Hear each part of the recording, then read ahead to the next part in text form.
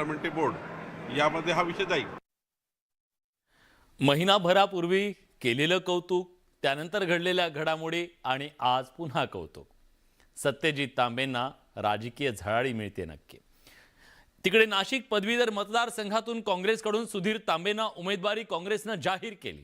मात्र नाट्यमय घडामोडी घडल्यानंतर सत्यजित तांबेंनी अपक्ष उमेदवार म्हणून अर्ज दाखल केला। यावर काँग्रेसमधून आता तीव्र नाराजी व्यक्त होतीये।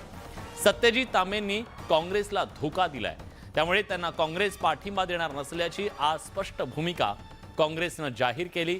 काँग्रेसचे प्रदेशाध्यक्ष नाना पटोले यांनी या संदर्भातली आपली तीव्र प्रतिक्रिया दिली। काल झालेल्या घडामोडींचा अहवाल हायकमांडला देण्यात आला असून या संदर्भातला पुढचा निर्णय आता हायकमांड घेईल असंही काँग्रेसचे प्रदेशाध्यक्ष नाना पटोले म्हणाले। दरम्यान या प्रकरणानंतर राज्य काँग्रेसला मोठा धक्का बसला असून भाजपचा पाठिंबा घेणं हा काँग्रेसची दगाफटका आहे असा तीव्र संताप सुद्धा पटोलेंनी व्यक्त केला। एकूणच विधान परिषदेच्या निवडणुकीत नाशिक पदवीधर मतदारसंघात शेवटच्या क्षणी मोठा ट्विस्ट पाहायला मिळाला। काँग्रेसचे अधिकृत उमेदवार डॉक्टर सुधीर तांबेंनी उमेदवारी अर्ज दाखल न करता त्यांचे पुत्र काँग्रेस नेते सत्यजित तांबेंना अपक्ष उमेदवारी दाखल करायला लावली। तसंच आपण भाजप आणि इतर पक्षांना पाठिंब्यासाठी विनंती करणार असल्याचं सत्यजित तांबेंनी सांगितलं। त्यामुळे या सगळ्या राजकीय घडामोडींच्या पार्श्वभूमीवर काँग्रेसला एक मोठा धक्का मानला जातोय। त्या सगळ्या घडामोडीवर मी पूर्ण लक्ष ठेवून आहे। आता जवळपास त्या सगळी रिपोर्ट आम्ही हायकमांडला केलेली आहे।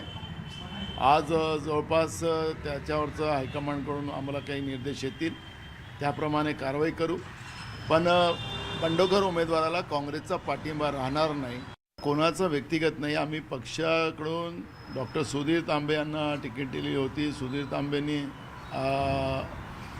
फॉर्म न भरता एक प्रकारचं पक्षासोबत फसवेगिरी केलेली आहे आणि आपल्या मुलाला अपक्ष फॉर्म भरून BJPचा पाठिंबा, कारण की त्यांनी जे नंतर सांगितलं की मी BJPचा पाठिंबा घेणार आहे, हे प्रकारचं काँग्रेसची धोकाधडी आहे। भाजपचं भय दाखवून घरं तोडण्याची कामं जी सुरू झालेली आहेत, ही आज भाजपला त्याचा आनंद होत आहे। कारण की आम्ही त्यांच्या प्रमुखांचे काही वक्तव्य जेव्हा ऐकतो, दुसऱ्याची घरं फोडून कसं त्या आनंद साजरा करतात तेही आम्ही पाहतो आहे। पण ज्या दिवशी भाजपचं घर फुटेल त्या दिवशी भाजपला खरी या सगळ्या दुसऱ्यांची घरं फोडण्याचं दुःखाचं माहिती पडेल।